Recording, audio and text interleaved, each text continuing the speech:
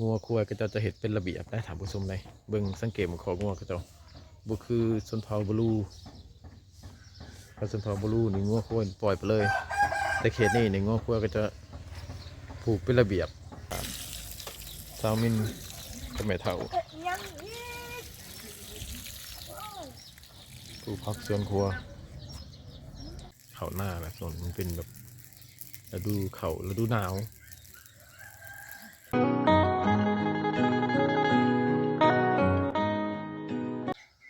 สบายดีท่านผู้ชมมื่อนี้บอสบูนกะออกมาอยู่ที่บ้านชนบทอีกบ้านหนึ่งซึ่งว่าเป็นหมู่บ้านที่ขึ้นกับเมืองจำพรนะท่านผู้ชมโมเมนหมู่บ้านอยู่ภูเขามันเป็นหมู่บ้านบ้านนอกแน่นิดหนึ่งนะท่านผู้ชมบอสบูนที่ถ่ายบรรยากาศให้ท่านผู้ชมได้เบิ่งบรรยากาศยามเช้าๆอยู่ที่หมู่บ้านดูหนองใหม่เป็นหมู่บ้านชนบทของเมืองจำพรเป็นหมู่บ้านที่ทุ่งเพียงเนี่ยท่านผู้ชมอากาศก็หนาวเลยช่วงนี้ส่วนร้านบรรยากาศทุ่งเพียงบ้านทุ่งเพียงนี่ก็เรือนก็จะเป็นแบบเรือนแปะถ้าว่าเรือนใดเป็นก่อก็จะเป็นก่อแบบก่อกองตลาดนะสำหรับวิถีชีวิตมันส่วนร้ายเขตนี้ก็จะมันเห็ดหน้าท่านผู้ชมเห็ดหน้าส่วนนี้ก็จะก็สำเร็จจากหน้าแหละจนเลิกคือว่าสำเร็จการเก็บเกี่ยวเขาหน้าแหละส่วนมันเป็นแบบฤดูเขาฤดูหนาว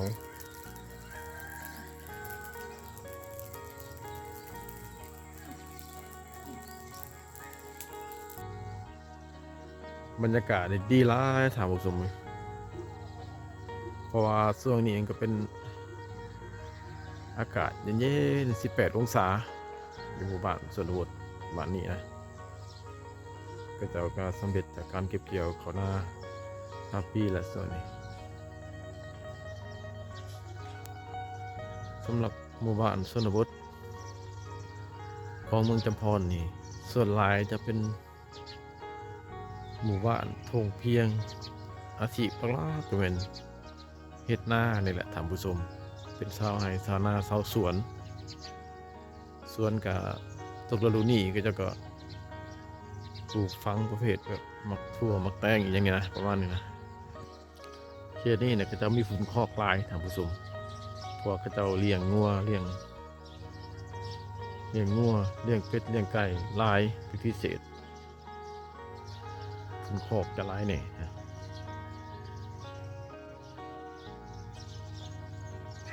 พอสมมุติพาท่านผู้ชมกับไปย่างทางกลางบ้านก็จะทำสมไปเบิ่งบรรยากาศภายในบ้านตัวนี้นะเป็นบ้านที่ใหญ่แน่ท่านผู้ชมมันประมาณอยู่100 ปลาย190รั่วจะเข้า200หลังคาเรือนพุ่นละเขตนี้ก็จะมีเศรษฐกิจดีได้ท่านผู้ชมเพราะว่ามันเป็นบ้านอู่เขาอู่ปลาก็จะบุอึดเขากินเห็ดจนได้ขายพุ่นละเห็ดบางครอบครัวมีหน้าร้ายครับจนได้ขายเขาก็มันสร้างรายรับให้ครอบครัวอีกได้เข้ามาทางในบ้านนี่เรือนสร้างกระจกนี่ตารางบักใหญ่เถือเป็นหมู่บ้านที่พ้นทุกข์ของเมืองจำพรกระแมนเรือนสร้างลังบักใหญ่นะท่านผู้ชมเลยแต่ว่าจะเป็นเรือนแบบเรือนไม้ที่กระเจ้าอนุรักษ์เป็นแต่ดนแต่ข้าวพอข้าวแม่เลยกระเจ้ามีแต่เปลี่ยนเสาปูนใส่ซื่อเรือนชนร้ายแต่ขั้นก่อก็จะเป็นก่อเป็นตลาดวันนี้แหละท่านผู้ชมขอตลาดตั้งเทิงใหม่นะส่วนร้ายเรือนกระเจ้าเรือนออกใหม่เรือนเวลาเลยกะส่วนร้ายจะอยู่แคมทางคันอยู่ในบ้านจะมีแต่เรือนนี่แหละท่านผู้ชมเลย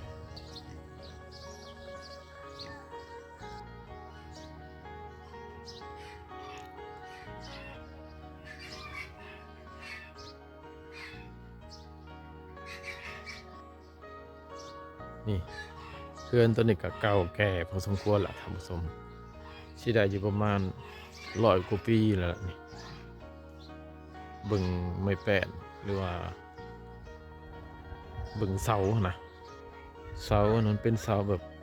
ไม้แก่หลอนนะไม้เป็นเนื้อไม้แข็งๆแต่คาวก่อนๆพุ่นละก็เจ้าเห็ดนี่ปวกคือว่ามันบ่กินเลยนะท่านผู้ชมสังกะสีก็เป็นสังกะสีรุ่นเก่าแต่ว่าเฮือนหลังนี้ก็จะบ่ได้อยู่แล้วก็จะเอาเมียนเข่าเอาเบิ่งมุมนี้อันนี้แม่นเหล้าเข่าเด้อท่านผู้ชมเหล้าเข่าส่วนหลายทุกๆครอบครัวจะมีเหล้าวันนี้เมียนเข่าเลย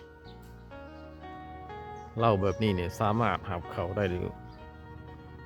2 ตูน3 ตูนผู้ใดท่านผู้ชมถ้าอะไรเป็นกระสอบก็ประมาณ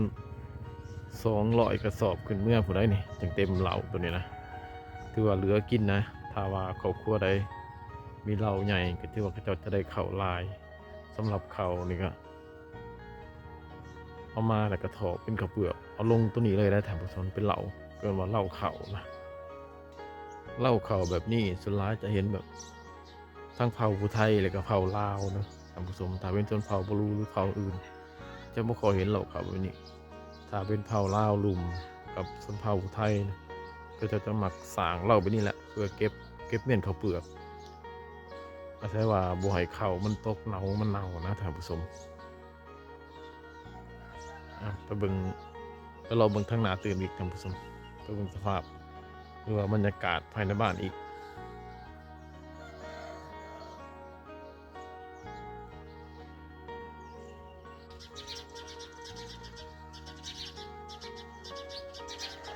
สังเกตเบิ่งทรงเฮือนด้วยท่านผู้ชมเลย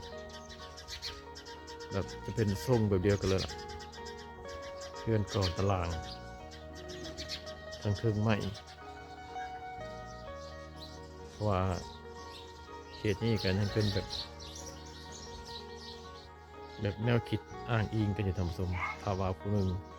เหตุเฮือนแบบนี้ผู้ต่อไปผู้เป็นน้องหรือว่าเป็นญาติพี่น้องก็จะเหตุคือกันจะก่อตารางทั้งเครื่องไม้คือกันนะเขตนี้นะแนวคิดก็ยังเป็นแบบเก่าๆอยู่เด้อท่านผู้ชมด้วยนะคิดกับเจ้าเด้อได้ร้ายบ่เขาปีนี้ก็ได้ร้ายไปได้เลย90ร้ายที่ได้เช้า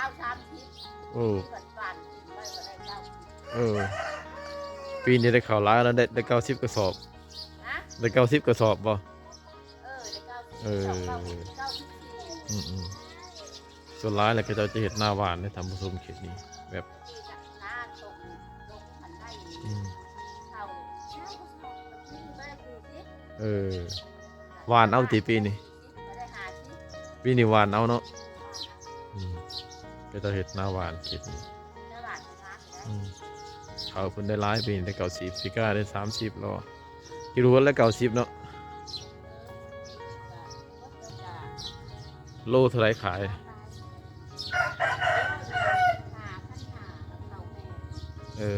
คือว่าเขาเปลือกโลหนึ่ง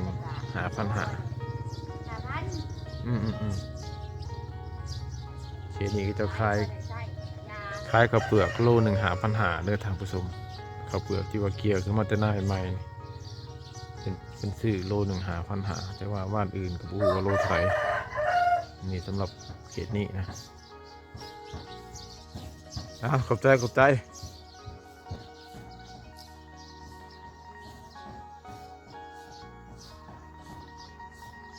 นี่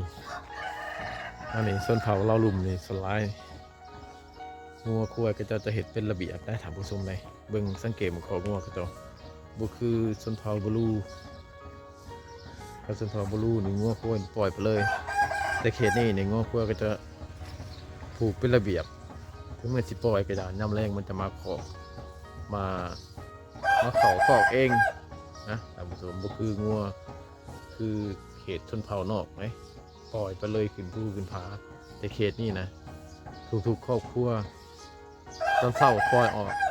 ตอนแรงมันมาขอคอกเองนี่ท่านผู้ชมว่าทุกตัวก็มีการผูกข้างในบอกได้ว่าปล่อยสะทรายคือเขตชุมเชียงตุให้ท่านผู้ชม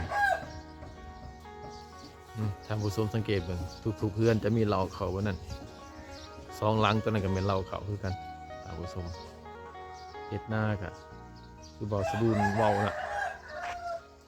เห็ดหน้าหวานท่านผู้ชมไทยแล้วก็หวานเอาเป็นใส่พูนคอกไว้นี่แหละพอมันมีงัวหลายเขตนี่ทุกครอบครัวมีงัวหมด แต่ว่าเขาเจ้าจะผูกกับบ่ใ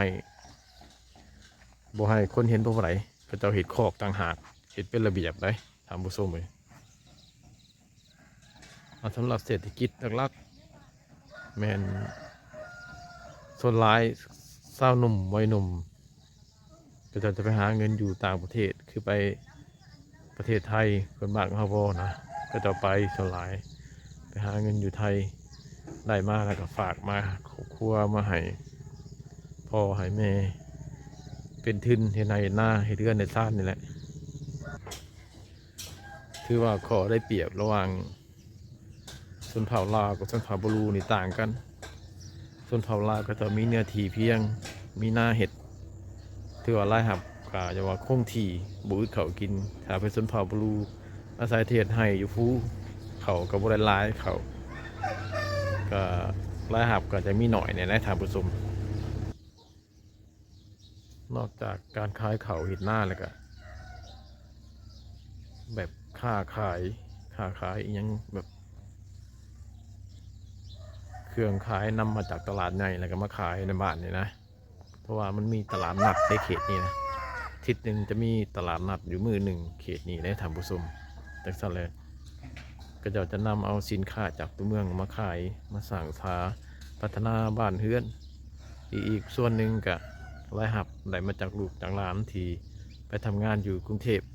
อยู่พังไทยฝากมาให้พ่อให้แม่สั่งสาพัฒนาครอบครัวอันนี้ก็ถือว่าความแตกต่างระหว่างชนเผ่าบลูกับชนเผ่าลาวบ้านเฮือนก็ต่างกันในทางผสมใน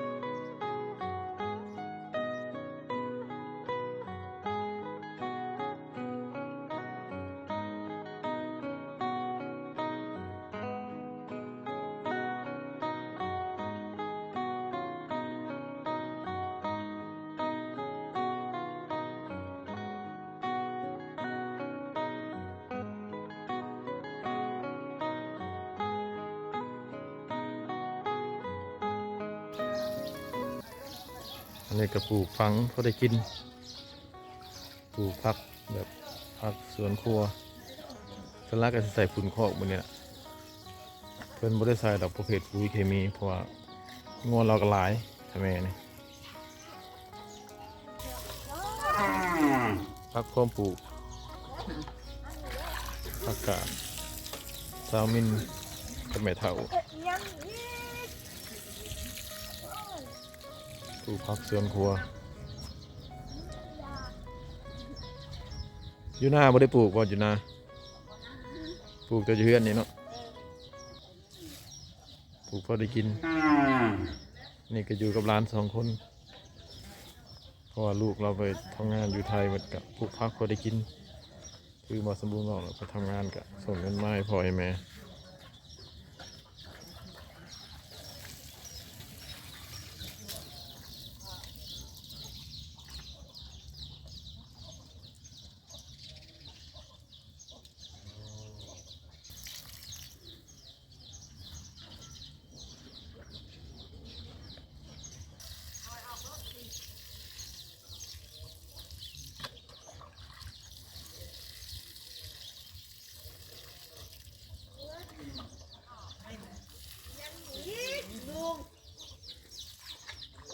เที่ยมายืนถึงเที่ย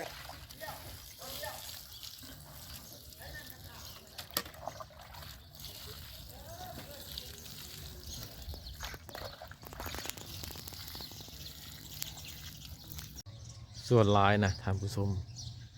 ก็เจ้านอนอยู่ให้อยู่หน้าเพื่อนนี่ก็เจ้าจะบุกคอยเข้ามาถามมีงานเป็นงานบุญงานหยังอยู่ในบ้านก็เจ้าจึงขับมานอนเรือนนอนบ้านไหมเพราะว่าก็เจ้านอนอยู่หน้าเลี้ยงเป็ดเลี้ยงไก่ ลูกฝังอยู่ไห่อยู่นาเลยก็เจ้าบ่ได้เข้าบ้านนี่แหละจึงเป็นสาเหตุให้เฮือนแต่เราลังเฮือนนะเงียบสงัดบางเถื่อก็มีแต่คนเฒ่าอยู่เฮือน ลูกหลานนอนอยู่ไห่อยู่นาหน้าไผ่หน้ามัน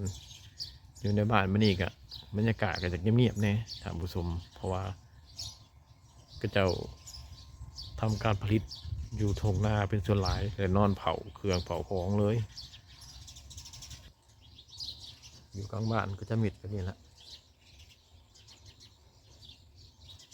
แต่มื่อนี้บาสบูนยังทำว่าบรรยากาศดีร้ายเลยทำผสมเลยบรรยากาศดีดีอากาศเย็น18 องศามีแสงแดดอ่อนๆยามเช้าอันนี้เป็นบรรยากาศของบ้านนอกฮารุล้วนเลยบ้านนอกเครื่องแบบเครื่องซานเมืองไงท่านผู้ชมการลงชีวิตก็ถือว่าดีหลายบรรยากาศแบบบ้านเฮานะเอาละท่านผู้ชมบอสบูนกะเลาะบ้านก็จะว่าเกือบทั่วบ้านแล้วจากซาแลบอสบูนจิขอฝากคลิปนี้เอาไว้สำนี้ก่อนอย่าลืมกดไลค์กดแชร์และกดติดตามเพื่อให้กำลังใจบอสบูนตื่นเด้อท่านผู้ชมขอฝากคลิปนี้ไว้สำนี้ขอขอบใจท่านผู้ชม